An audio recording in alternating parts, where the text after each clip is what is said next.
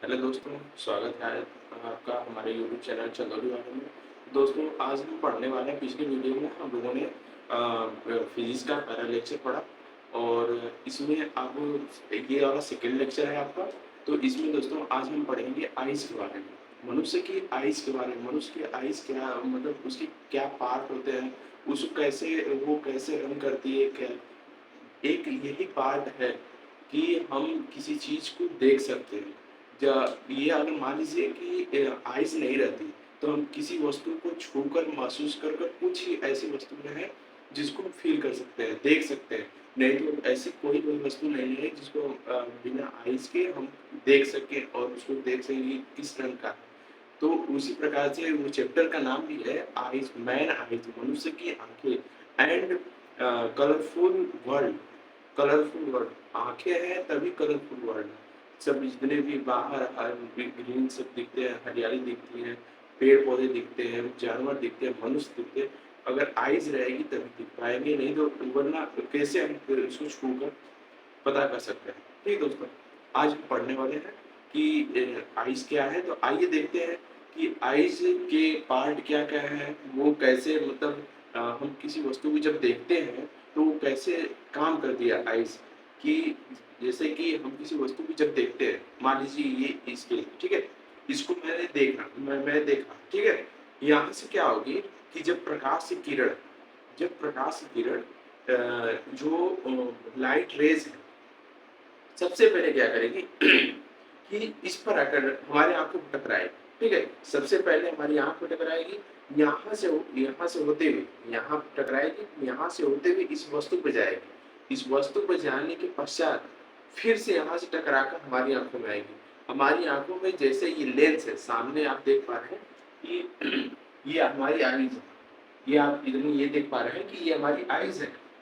Eyes का part है, ठीक है? ये कॉर्निया है, ये सामने आपको दिख रहा है जो आइज़ का सबसे निचला भाग ये वाला जो है ना, ये कॉर्निया, ठीक है?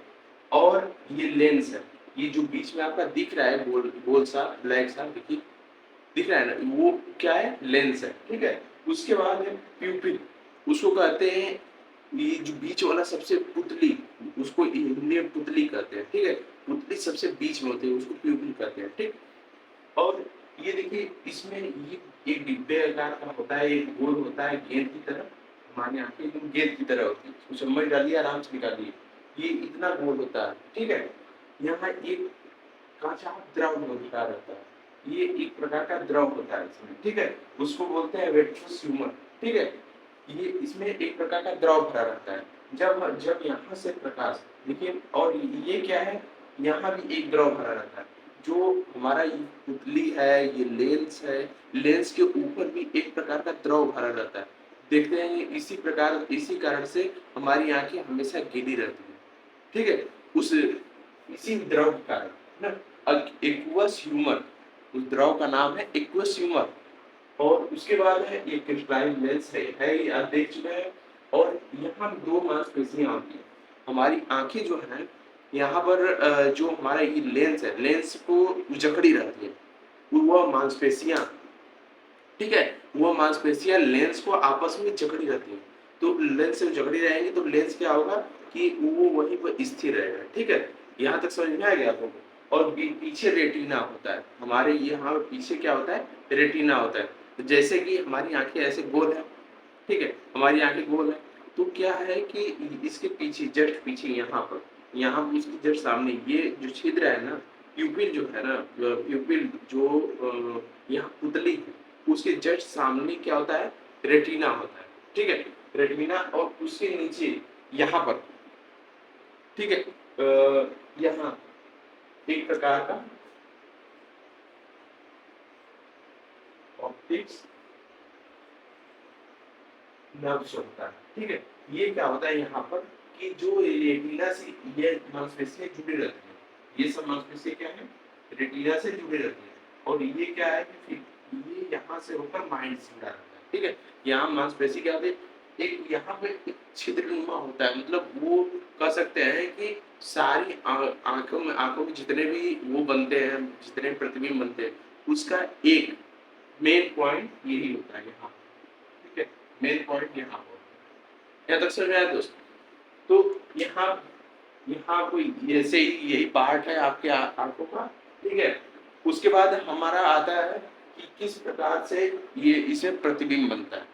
जब हमारी आंखें, मान लीजिए कि यहाँ पर कोई वस्तु रखी गई है, ठीक है, हमारी आंखें इस वस्तु को देख रही है, हमारी आंख जो है इस वस्तु को देख रही है, तो इसमें क्या होगा कि सबसे पहले जो प्रकाश है, यहाँ मान लीजिए सूरज है, ठीक है, यहाँ सूरज है, यहाँ पे कोई लाइट है, यहाँ से प्रकाश आ रहा है इस पर, ठीक है, इस पर प्रकाश आ रहा है, इस वस्तु में प्रकाश जब आएगा तो यहाँ से टकराएगा फिर यहाँ जाएगा।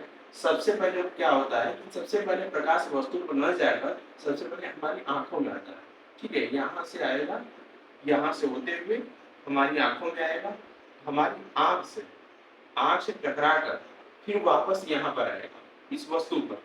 हमारी जैसे ही आंख से टकराएगा प्रकाश, जब लाइट यहाँ से यहाँ पर आएगी, मतलब इसको कह सकते हैं कि यहाँ से टकराने के पश्चात यहाँ पे आएगा, यहाँ से फिर टकराने के पश्चात फिर हमारी आंखों में जाएगा, हमारी आंखों में जाएगा। तो ये लेंस जो होता है, ये लेंस हमारा उल्टा प्रतिबिंब बनाता है,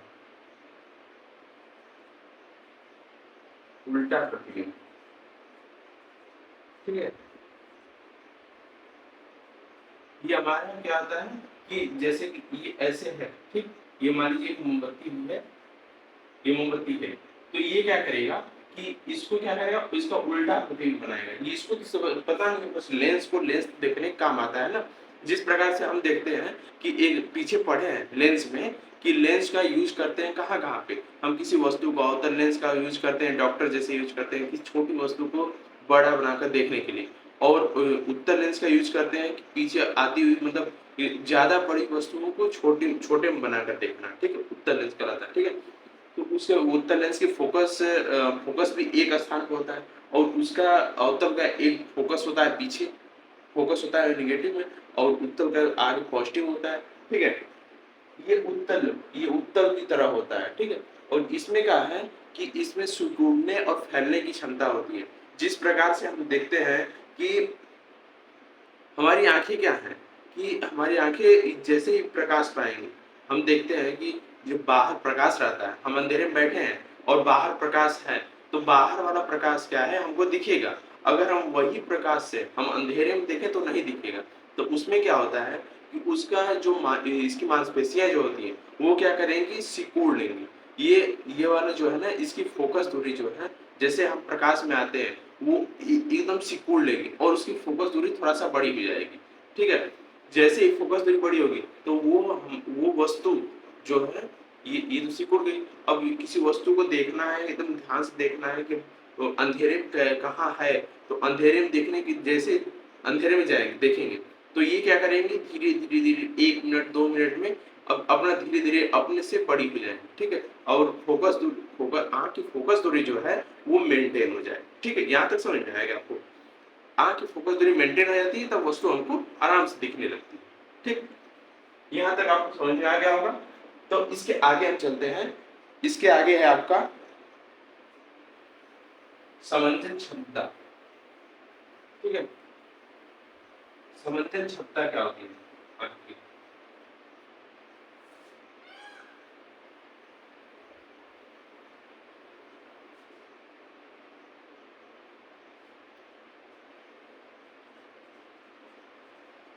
पावर ऑफ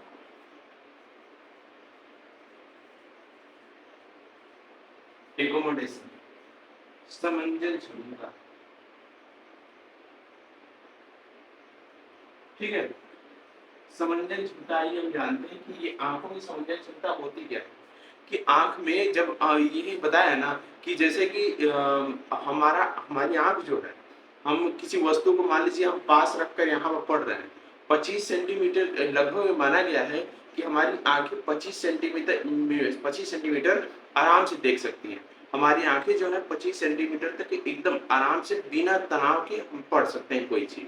जब आंख खराब होती है, जैसे कि कोई निकट दृष्टि दोष होता है, दूर दृष्टि दोष होता है, उसमें ये प्रॉब्लम होती है कि हमारी आंखें सही से देख नहीं पाती यहाँ पे, ठीक है। तो उसको उसमें जैसे कि उत्तल लेंस लगाकर 25 सेंटीमीटर उसकी फ़ोकस दूरी बना दी जाती है, ठीक है? तो हमारी आँखें होती हैं 25 सेंटीमीटर आराम से देख पाती हैं। तो समझने क्षमता में क्या है, यही उसकी पावर है कि हमारी आँखें किस प्रकार से कितने सेंटीमीटर तक क्या मतलब कितने दूर तक, कितने नज़दीक तक हमारी आँखें देख पाती हैं। अब आप देखेंगे कभी कि हम दूर की वस्तुओं को जब देखते हैं, जब कभी भी हम दूर की वस्तुओं को देखते हैं, तो हमको ये फ़ील होता है कि दूर की वस्तुओं में आँख में तनाव आ रही है, ठीक है? कुछ नॉर्मल दूरी पर देखने पर तनाव नहीं आता, लेकिन कुछ ऐसी दूरी पर देखने पे एकदम ध्यान से देखने में कि है क्या वहाँ? तो ये तनाव उत्पन्न हो जाता है, ठीक है? और एकदम पास वाली वस्तु, किसी वस्तु को हम किताब है या फिर कुछ पेपर है, कुछ भी न्यूज़पेपर है जैसे हम पढ़ रहे हैं, तो उसमें क्या है कि हम 25 सेंटीमीटर दूरी पर रख के पढ़ेंगे, तो हमको ऐसा फ़ील होगा कि हमारी आँखें एकदम नॉर्मल है, कोई भी प्रॉब्लम नहीं है, ठीक है? अगर हम उसी को थोड़ा-सा पास कर लें, थोड़ा-सा 10 सेंटीमीटर की दूरी पे कर लें, तो हमारी आँखें एकदम तनाव के साथ एकदम मतलब तनाव में हो जाती हैं। हमारी आँखें जल्दी पढ़ नहीं पाती। तो उसमें क्या होता है कि लेंस का सिकुड़ना, लेंस का फैलना, ठीक है? लेंस का सिकुड़ना, लेंस का फैलना यही होता है उसमें। तो यही पावर जो होता है, यही पावर कि किस प्रकार से हमारी आँखें कितनी दूरी तक हमारी आँखें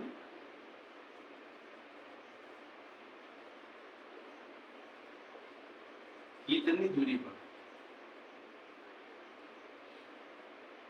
आसानी से देख पाती है,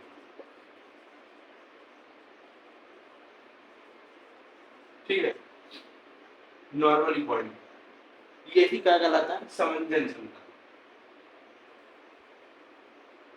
पावर ऑफ एक्यूमुलेशन, ठीक है? ये हमारी समंजन क्षमता कहलाती है। हमारी आँख की समंजन क्षमता कितने तक हम देख पा रहे हैं, ये पावर को इंडिकेट करता है, ठीक है? उसके बाद हम पढ़ते हैं अब कि इसमें कौन-कौन सा दोष होता है, ठीक है? हमारी आँखों में एक how many type of the how many type of the difference हमारे आँखों का जितने भी जैसे कि हम चश्मा लगाते हैं ना, कभी दूर की वस्तुएँ नहीं दिखाई देती हैं हमें, कभी पास की वस्तुएँ नहीं दिखाई देती हैं, कभी ऐसे होता है, ठीक है? तो उसमें क्या है कि उसको आइए पढ़ते हैं, हमारी आँखों का दोष क्या है?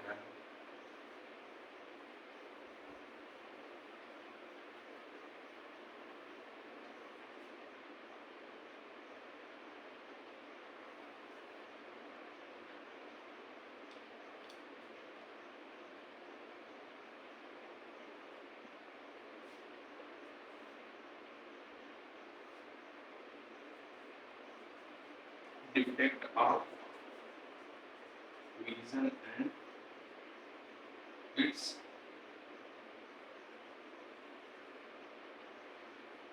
फ्रैक्शन, ठीक है? इसको आइए हम पढ़ते हैं।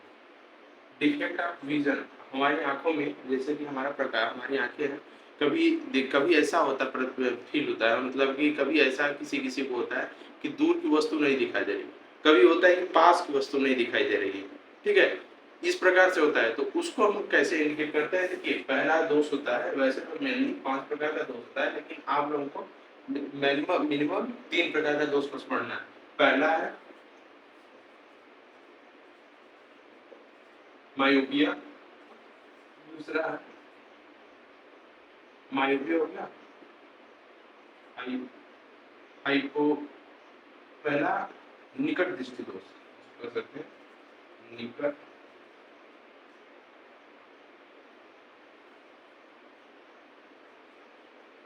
दृष्टि दोष, ठीक है? इसको कह सकते हैं दूर दृष्टि दोष। और एक होता है वर्णांधता, ठीक है?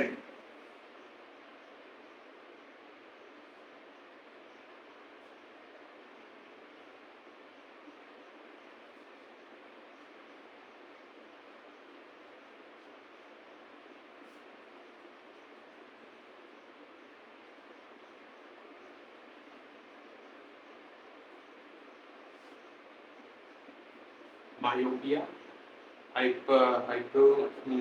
हाइपरमेट्रोपिया और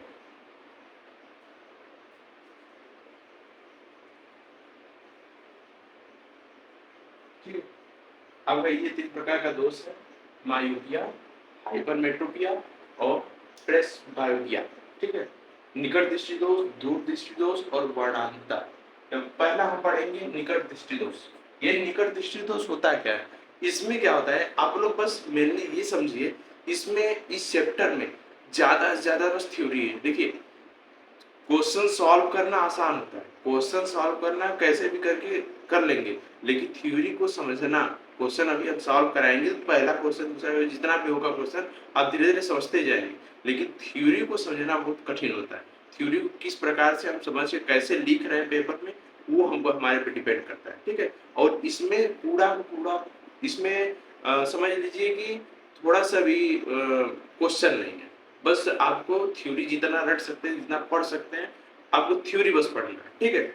ये तो ये चैप्टर आता है आपका, आप बोलेंगे कि ये तो बायो में आता है, लेकिन नहीं, ये चैप्टर देखिए, पिछले चैप्टर में क्या पढ़े कि रिफ्लेक्शन, रिफ्रैक्शन, ये पढ़े है ना। तो हमारी आंखों में रिफ्लेक्शन, प्रकाश का, लाइट का रिफ्लेक्शन होता है, रिफ्लेक्शन होता है। तो इसके बाद उसी के लिए मतलब वो हम जैसे कि हम जाते हैं जब डॉक्टर के पास, वो क्या करता है, हमारी आंखों का फोकस बिंदु निकालता है, हमारी आंखों की समंजन क्षमता निकालता है। ये सब क्या है, फिजिक्स में ही पढ़ना है। तो उसमें वो चैप्टर हमारी फिजिक्स में डाल दिया, उसमें भी है, बायो में भी है, लेकिन इसमें फिजिक्स में नॉर्मली दे दिया। ठीक है। आइए अब पढ़ते हैं निकट दृष्टि दोष क्या होता है। निकट दृष्टि दोष में ये होता है कि हमारी आंखें जो है, जो निकट की वस्तु है उसको तो साफ देखेंगे निकट दृष्टि दोष में। यहाँ जस्ट अपोजिट होता है। निकट दृष्टि दोष में हमारी आंखें क्या होती है कि हमारी आंखें निकट की वस्तु एकदम आराम से देखेगी और दूर की वस्तु को नहीं देख पाएगी। ठीक है। ये निकट दृष्टि दोष होता है। निकट दृष्टि दोष, इसमें क्या होता है, हमारी आंखें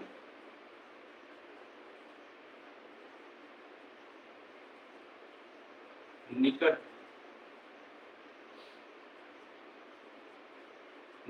स्थित वस्तु को आसानी से देख लेती है,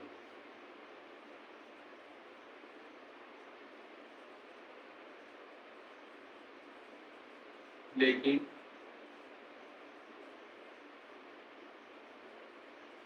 दूर स्थित वस्तु को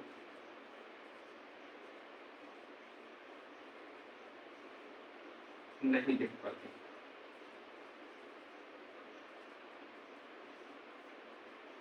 ठीक है। तो स्थित वस्तु को नहीं देख पाती, तो इसमें क्या करते हैं,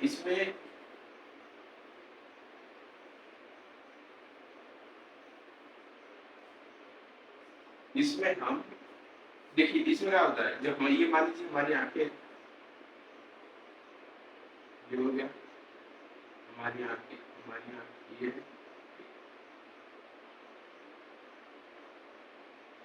ये हो गई हमारी आंख, और ये हो गया ऐसे। ठीक, ये हो गया, ठीक है, ये हो गया।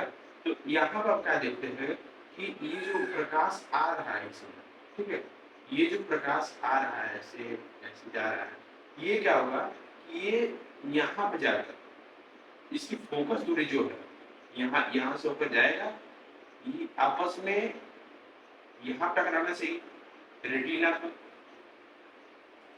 ये जो प्यूपिल से जा रहा है, यहाँ से जा रहा है तो रेटिना पर टकराना चाहिए, लेकिन ये रेटिना पर ना टकराकर ये यही टकरा जाता है, यहाँ से आएगा, यहाँ पे एक यहाँ से टकरा, यही इससे पहले, रेटिना से पहले ही टकरा जाता है। रेटिना से जब पहले ही टकराएगा तो इसका प्रतिबिंब यही बन जाएगा। तो प्रॉब्लम ये होती है कि यहाँ पर टकराया, एक तो उसमें दूर दृष्टि में बाहर टकराएगा, इसमें नजदीक टकराएगा, यहाँ टकराएगा तो यहाँ बनेगा, तो यहाँ बनेगा तो हमको वो वस्तु दिखाई नहीं देगी। ठीक है, जो पास वाली वस्तु है वो नहीं दिखाई देगी, जब हम दूर देखेंगे तब ये आराम से यहाँ पर बन जाएगा। ठीक है, दूर वाली वस्तु यहाँ पर प्रतिबिंब बन जाएगा, दूर वाली वस्तु हमको दिखाई देती है। ठीक है, और पास जितना लाएंगे उतना ये पास होता जाएगा, हमको दिखाई वस्तु मतलब कि जो भी पढ़ेंगे हमको दिखाई नहीं देगा। ठीक है, तो इसके लिए क्या करते हैं हम कि यहाँ पर एक अवतल अवतल लेंस लगा देते हैं, अवतल लेंस। ठीक है, यहाँ जैसे ही लगाएंगे तो जो ये जो प्रकाश है, ठीक है, ये प्रकाश है, इसको थोड़ा सा बढ़ाकर ये जो फोकस दूरी यहाँ पर है उसको फोकस दूरी यहाँ पर कर देता है। ठीक है, निकट दृष्टि दोष में। तो ये अवतल लेंस लगाते हैं। अवतल लेंस क्या होता है, बीच से पतला होता है, किनारे मोटा, उसको लगा देते हैं तो क्या होगा, अपना फोकस दूरी मेंटेन कर लेगा। ठीक है, ये हो गया आपका मायोपिया, निकट दृष्टि दोष। और दूर दृष्टि दोष क्या होता है, सेम यही प्रकार है कि दूर की वस्तु को, दूर दृष्टि दोष, ये बोल रहा है ना कि दूर दृष्टि दोष, तो दूर की वस्तु तो आराम से दिखाई देगी, दूर की वस्तु आराम से दिखाई देगी, नजदीक की वस्तु में नहीं दिखाई देगी। ठीक है, दूर दृष्टि दोष।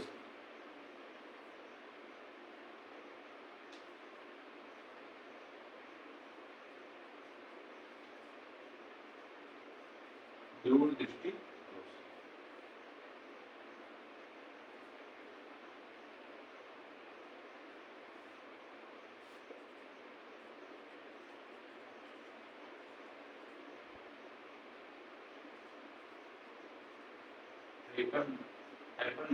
ठीक है, ये हो गया।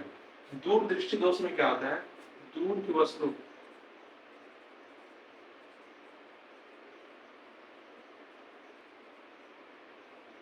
दिखाई देती है तथा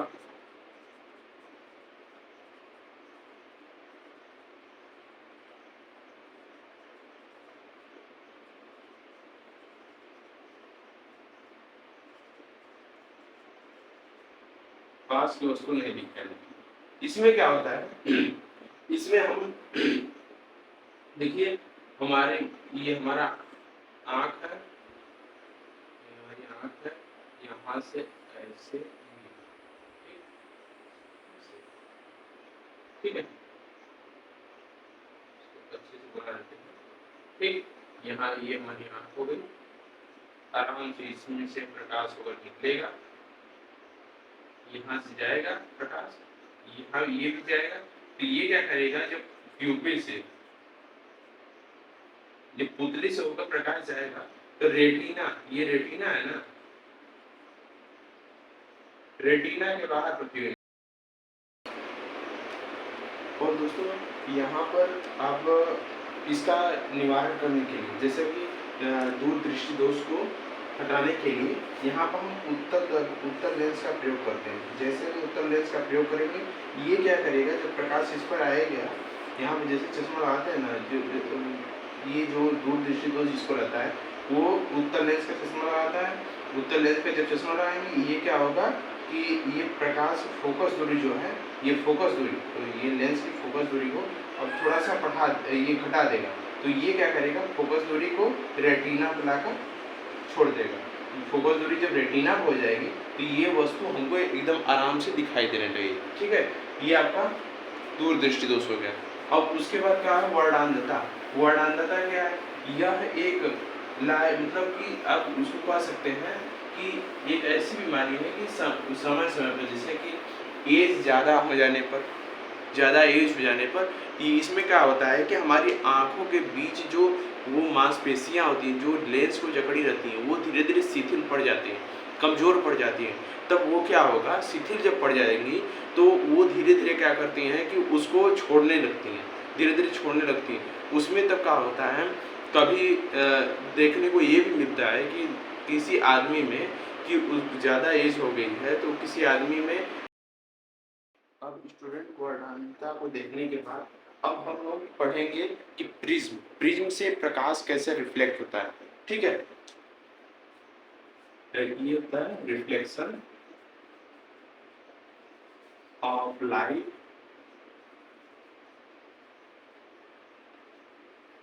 और ए प्रिज्म। ठीक है, ये प्रिज्म से प्रकाश कैसे रिफ्लेक्ट होता है।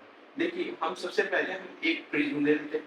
ठीक, एक प्रिज्म ले लेते हैं, ये त्रिकोणीय प्रिज्म होता है जैसा कि आपको पता है, और उसमें से एक प्रकाश की किरण, व्हाइट कलर की प्रकाश की किरण, सूर्य की प्रकाश की किरण हो, कोई भी हो, जब हम प्रकाश की किरण यहाँ से गुजारते हैं तो ये क्या होगा, ये सीधी न जाकर ये ऐसे जाएगी प्रकाश की किरण, ठीक है, ऐसे जाएगी, तो ऐसे जाएगी तो फिर यहाँ से सीधे हो जाएगी, फिर यहाँ से जाने के बाद ये 7 रंगों में विभक्त हो जाएगी। यहाँ से 1 2 3 4 5 6 ठीक है, ये 7 रंगों में विभक्त हो जाएगी। तो इसको ए लेते हैं, इसको बी, इसको सी, ठीक है। और क्या है, ये ऐसे गया, ये सीधी रेखा गई। इसको सबसे पहले हम इसके एंगल के बारे में पढ़ लेते हैं, उसके बाद इसको 7 बराबर भागों में बांटेंगे, ठीक है। इसका एंगल क्या क्या होता है,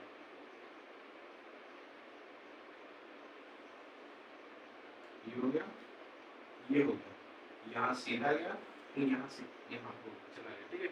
ये पीछे बढ़ेगा, इसको थोड़ा सा पीछे बढ़ाएंगे हम, और इसको भी थोड़ा सा पीछे बढ़ाएंगे, तो एक ये हो गया, एक ये कोड हो गया, ठीक है। और यहाँ पे एक कोड, यहाँ पर नॉर्मल जब डालेंगे, यहाँ पर ऐसे, ठीक है, यहाँ पर नॉर्मल जब डालेंगे तो एक ऐसे जाएगा, एक ऐसे जाएगा, ठीक है। तो ये वाला आई, ये वाला आई पे जाएगा, ये वाला आ पे जाएगा, ठीक है। और ये क्या होगा, ये पीछे जाएगा, ये सीधे जाएगा, और ये वाला कोड देखिए, ये वाला कोड आई हो गया, ये वाला नीचे वाला आर हो गया, ये वाला ई होगा, ठीक, यहाँ पर डी होगा, ये वाला डी, यहाँ पर ई, ठीक। तो इसको क्या बोलते हैं, ये आपकी किरण, ये यहाँ पर लेते हैं ई, इसको लेते हैं या, इसको जी, इसको या, ठीक है। तो ई और यफ को क्या बोलते हैं, ई यफ को इंसिडेंट रे, ठीक है। ई और यफ को बोलते हैं इंसिडेंट रे। और यहाँ से यहाँ तक यफ और जी को, यफ और जी को, यफ और यहाँ पर यफ से इसको इंसिडेंट रे और रिफ्लेक्ट रे, रिफ्लेक्शन रे, इसको रिफ्लेक्शन बोलते हैं। यहाँ से क्या होता है, यहाँ से रिफ्लेक्ट हो रहा है प्रकाश, ठीक है, यहाँ से प्रकाश क्या हो रहा है, रिफ्लेक्ट होता है, ठीक है।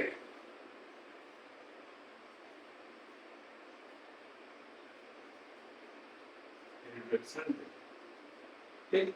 और यहाँ से ई और यह, जी और यश, जी और यश यहाँ तक तो हो गया, तो यहाँ पर रिफ्लेक्टेड हो गया, ठीक है। उसके बाद आता है तीसरा है, यहाँ से यहाँ तक ये वाला इमर्जेंट रे का,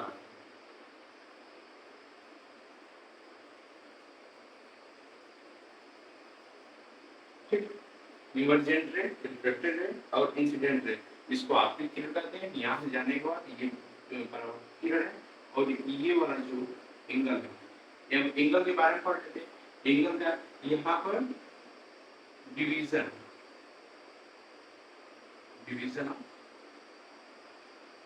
डिवीजन इसको बोलते हैं, डी से डिवाइड करते हैं इसको। और एंगल को हम जब देखेंगे तो आई जो है, आई और R, I equal to incident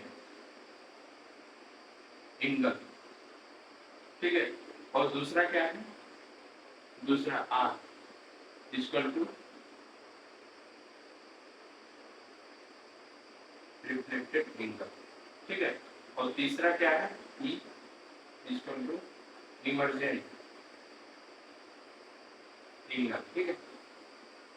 और चौथा है 4D, चौथा ये बना, ठीक है। इसको बोलते हैं angle of division, angle of division, ठीक है। इतना समझ में आया आपको, इसको आप स्क्रीनशॉट ले लीजिए। ये प्रिज्म है, प्रिज्म के ये एंगल है, यहाँ पर ये प्रिज्म एंगल का नाम है, ये वाला कोड ए प्रिज्म, ठीक है। इसको स्क्रीनशॉट ले लीजिए, अपने नोट्स पर ये लिख लीजिएगा, ठीक है। बस इसका नाम लिख लीजिएगा, आप थ्योरी लिखना तो थ्योरी लिख दीजिएगा, लेकिन बस इतना भी लिख देंगे तो आपको उतना नंबर मिल जाएगा, ठीक है। उसके बाद हम इसको मिटाते हैं और अब देखते हैं कि प्रिज्म से प्रकाश कैसे रिफ्लेक्ट होता है, कितने रंगों में परिवर्तित होता है, इसको हम देखें, ठीक है। प्रिज्म से प्रकाश, ये प्रिज्म क्या होता है, प्रिज्म 3D फॉर्म होता है। प्रिज्म एक 3D फॉर्म में होता है। ये वाला प्रिज्म आपको ऐसे दिख रहा है, इसको प्लेन पर है, लेकिन प्लेन पे जब नहीं रहेगा तो ये 3D फॉर्म में रहेगा। तो जब प्रकाश इसमें से ऐसे निकालते हैं, या यहाँ पे जाएगा, यहाँ पे जाएगा, तो यहाँ से यहाँ निकल जाएगा, ठीक है। यहाँ ए हो गया, ये बी हो गया, या सी हो गया, ये हो गया, ये हो गया, जी हो गया, ये हो गया, ठीक है। यहाँ से जब प्रकाश निकालते हैं तो यहाँ जाने के पश्चात वह 7 रंगों में विभक्त हो जाता है। 1 2 3 4 5 6 7, ठीक है। 7 रंगों में यह डिवाइड हो जाता है। 7 रंगों में जैसे डिवाइड होगा तो इसको कहते हैं विबजियोर वर्ड। ये इसको प्रकाश का विक्षेपण, जैसे कि यहाँ से प्रकाश करता है, सबसे ऊपर रेड होता है, ठीक है, यहाँ पर ठीक, ठीक है। ये समझ में आ गया आपको?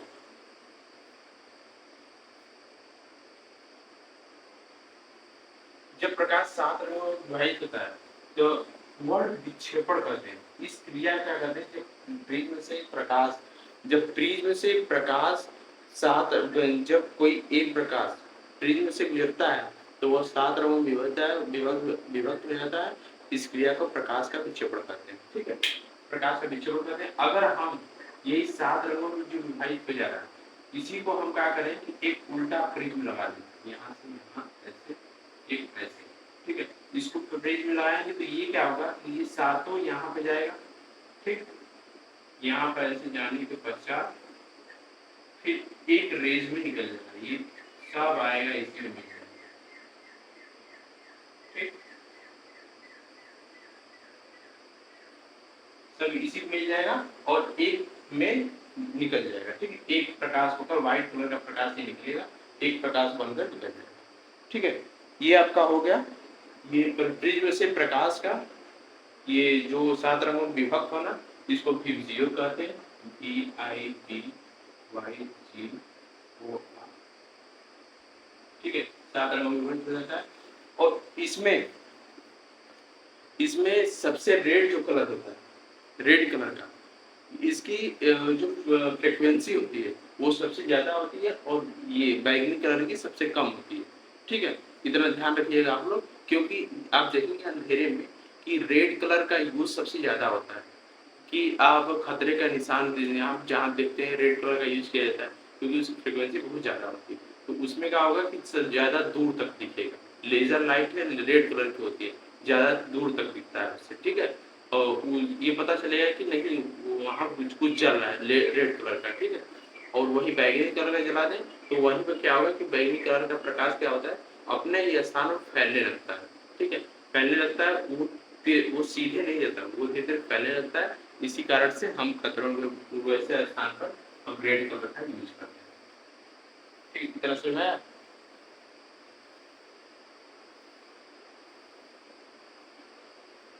अब आगे देखते हैं।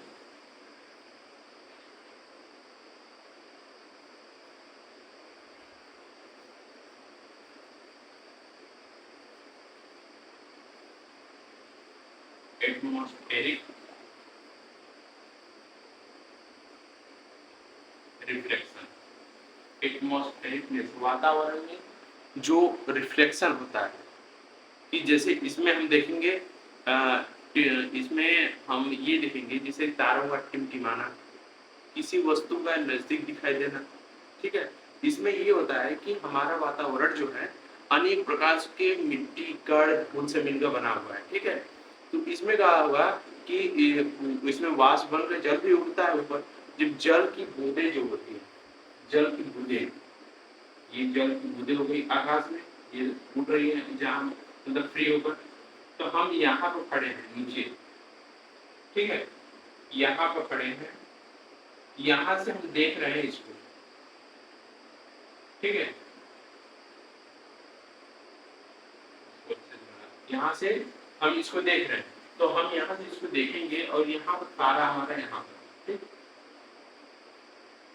तारा यहाँ पर है, हम इसको देख रहे हैं। अगर बीच यहाँ से हमारी रोशनी यहाँ तक जाएगी, बीच में ये जो धूल के कण और पानी की बूंदें पड़ती है, तो वो क्या होती है कि ये प्रकाश जो है, ये प्रकाश इसमें जो टकराता है, तो ये क्या होता है कि अंदर जाता है, सबसे पहले अंदर जाएगा, यहाँ रिफ्लेक्ट होकर फिर बाहर निकलेगा, बाहर निकलेगा तो हमारी आंखों तक आता है। तो उसमें क्या होगा कि ये प्रकाश जो है, जैसे जैसे ये हिलेगा वैसे वैसे ये भी हिलेगा। ऐसे लगता है हमको कुछ दिखाई देता है, कभी कभी नहीं दिखाई देगा। मान लीजिए इसके सामने ये वाला कड़ आ गया, ये वाला रोड कड़ आ गया और पानी का भी कड़ आ गया, तो उसमें क्या होगा कि ये रिफ्लेक्ट कर देगा। ये जैसे कि ये चांद, ये जो है तारा, तारा अगर यहाँ पर है तो हमको यहाँ पर दिखाई देगा, दूर दिखाई देगा, इधर उधर दिखाई देगा, पीछे दिखाई देगा। इस प्रकार से हमारा हम उसको देखते हैं। ठीक है, यह क्या होता है, एटमॉस्फेरिक रिफ्लेक्शन कहलाता है। एटमॉस्फेरिक रिफ्लेक्शन इसमें जैसे कि हमारा इंद्रधनुष होता है, इंद्रधनुष इसी सिद्धांत में बनता है कि इंद्रधनुष में जब प्रकाश की, जब इंद्रधनुष कब बनता है, बारिश के समय। बारिश के समय क्या होता है कि हमारे आकाश में चारों तरफ पानी पानी होता है। ठीक है, पानी की बूंदें उड़ती रहती है, मतलब फ्री होकर। तो उसमें क्या होता है, जब सूर्य का प्रकाश पड़ता है तो वो क्या होता है कि वो उसमें आंतरिक परावर्तन होने लगता है। जैसे जल की बूंदे ये, ठीक है, उसमें क्या होगा, जब प्रकाश आएगा तो अंदर से टकरा कर फिर बाहर आएगा, तो वो क्या होता है, एक प्रिज्म का कार्य करता है। यहाँ से टकरा कर जैसे ही बाहर आएगा तो वो 7 रंगों में अपने आप को विभक्त करने की कोशिश करेगा।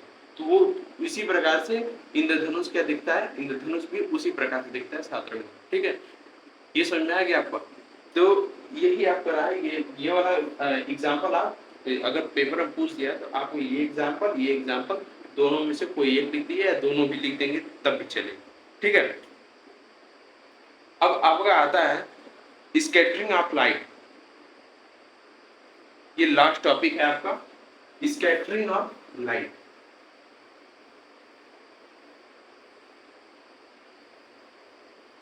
स्कैटरिंग ऑफ लाइट क्या हुआ,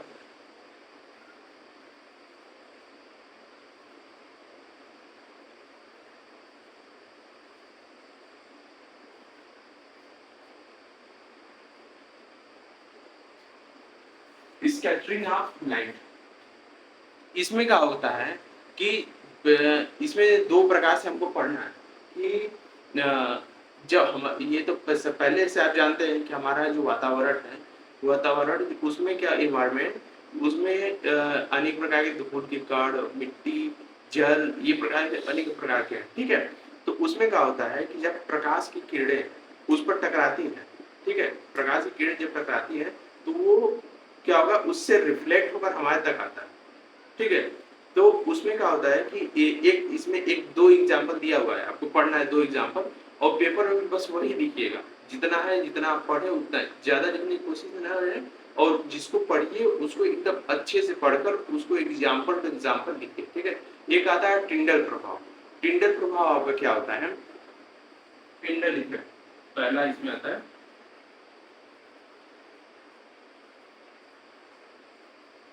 टिंडल इफेक्ट, टिंडल इफेक्ट में ये होता है कि जैसे कि हम किसी कोई घना जंगल ले लें या फिर हम एक रूम अपना ले लें, नॉर्मली रूम, घना जंगल कहाँ देखें, एक नॉर्मली अपना रूम ले लेते हैं। ठीक, हम अपने नॉर्मली रूम लेते हैं तो अभी चारों तरफ खिड़की बंद कर दें। ठीक, और सुबह में जब सूर्य का प्रकाश दिखाई देता है तो सबसे पहले उसका रोशनदान, अंधेरा है घर में, और उसका रोशनदान जैसे ही खोलेगा, ऊपर वाला जो खिड़की होती है सबसे ऊपर वाली, तो उसे खोलेंगे तो उसमें से प्रकाश जब आएगा तो आप देखेंगे कि वह प्रकाश प्रकाश में कई कितने प्रकार के कण होते हैं।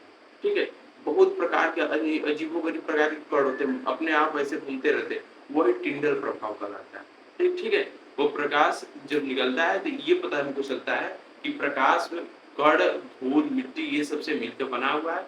वही जो प्रकाश उसमें से सीधे आता है, वही जो उसका नेचर होता है कि जैसे यहाँ पे खुला हुआ है, यहाँ से प्रकाश आ रहा है तो सीधी रेखा में जाएगा, यहाँ पे फैलेगा ज्यादा नहीं, यहाँ नीचे जाकर टकराने के बाद ही वही जो सीधी रेखा में जाता है वही उसका जो नेचर होता है, वही क्या कहलाता है, टिंडल प्रभाव के नाम से जाना जाता है। ठीक है, ये आप लिख देंगे आराम से कि जब हमारे घरों में जब सुबह मॉर्निंग में हमारे घरों में एग्जाम्पल के तौर पर लिखिएगा कि सुबह मॉर्निंग के समय जब हम देख पाते हैं कि हमारी खिड़की से जब प्रकाश उसमें रूम में आता है, प्रवेश करता है, तो उसमें हम देखते हैं कि अनेक प्रकार के धूल के कण, मिट्टी, जल के कण होते हैं, उपस्थित होते हैं। तथा प्रकाश जो होता है, प्रकाश अपने नेचर के अनुसार जो सीधी रेखा में चलता है, उसके वजह से हमको दिखता है कि वो छोटे-छोटे कण दिख पाते हैं। तो इस प्रकार के ऐसे नेचर को हम क्या कहते हैं, टिंडल प्रभाव के नाम से जानते हैं। ठीक है दोस्तों, ये समझ में आ गया आपको। अब उसके बाद आता है प्रकाश जो है, ये आकाश आकाश नीला क्यों दिखता है? Why we see that blue of sky? प्रकाश नीला क्यों दिखाई देता है? तो दोस्तों, प्रकाश नीला इसलिए दिखाई देता है, आकाश नीला इसलिए दिखाई देता है, तो उसमें क्या होता है कि उसमें छोटे-छोटे बूंद के कण होते हैं। जिस प्रकार से मैं पीछे बताया हूँ आपको कि वो बूंद के कण क्या होते हैं, जब प्रकाश उसमें पड़ता है तो वो अपने अंदर आंतरिक परावर्तित करते हैं, तो ये अंदर जाता है, टकरा के बाहर आता है। तो इसमें क्या होता है, ये 7 रंगों में विभक्त हो जाता है। ठीक है, ये अपने आप को, ये जो प्रकाश है अपने आप को प्रिज्म का आकार में, जल की बूंदें ये प्रिज्म का आकार करेंगे और ये 7 रंगों में अपने आप को विभक्त करेंगे। ठीक है, ये 7 रंगों में विभक्त करने का प्रयास करेगा। तो ये इसमें हम क्या बोल रहे हैं, सबसे बड़ी फ्रीक्वेंसी सबसे ज्यादा किसकी होती है, आर की ज्यादा होती है, तो वो आर सबसे तेज निकलेगा। और ये जो है बैगनी कलर का, ये प्रकाश ऊपर ही ऊपर अपने आप में फैल जाएगा। वो प्रकाश क्या होगा, फैल जाएगा। इसी कारण से प्रकाश क्या होता है कि जब प्रकाश एकदम साफ क्लियर होता है, जो वो आकाश क्लियर होता है, जो एकदम बादल नहीं होते हैं, क्लाउड्स वहाँ नहीं रहते हैं, तो हमको क्या दिखता है कि वो जो आकाश है वो हमको नीला दिखाई देता है। वो आकाश क्या है, हमको नीला दिखाई देता है। ठीक है, ये आपको 2 एग्जांपल हो गए। इसी कारण से प्रकाश नीला दिखाई देता है, इसकी फ्रीक्वेंसी बहुत कम होती है, इसी कारण से वो वहीं पर ऊपर ही फैल जाता है। ठीक है दोस्तों, तो इसमें आपका man eyes and colourful world में बस आपका यही बस थ्योरी रहा और कुछ नहीं है। आपको बस थ्योरी लिखना है, एग्जाम्पल टू एग्जाम्पल लिखना है। उसमें किताब में जितना प्लॉट दिया है उतना आपको पढ़ना नहीं है। वो पेपर में कम से कम 5-6 नंबर का 1-2 क्वेश्चन आ जाता है। 1-2 क्वेश्चन में अधिक से अधिक 2 क्वेश्चन का 10 नंबर का आएगा। तो आप अच्छे से इसको पढ़ लीजिएगा। अच्छे से पढ़ने के बाद आप अपने नोट्स में लिखिएगा। ये बस थ्योरी है। जिस प्रकार से आप अपने वो डायग्राम बनाकर आप समझा सकते हैं उसको, एग्जाम्पल को उस प्रकार से समझा दीजिएगा। और तब तक के लिए बने रहें दोस्तों। अब अगर ये वीडियो अच्छी लगी हो, सब्सक्राइब करें और अपने दोस्तों को शेयर करें और इस फैमिली में ज़्यादा से ज़्यादा जुड़ने की कोशिश करें। और आपको ऐसे ही अच्छे कंटेंट के साथ मैं हमेशा मिलता रहूँगा।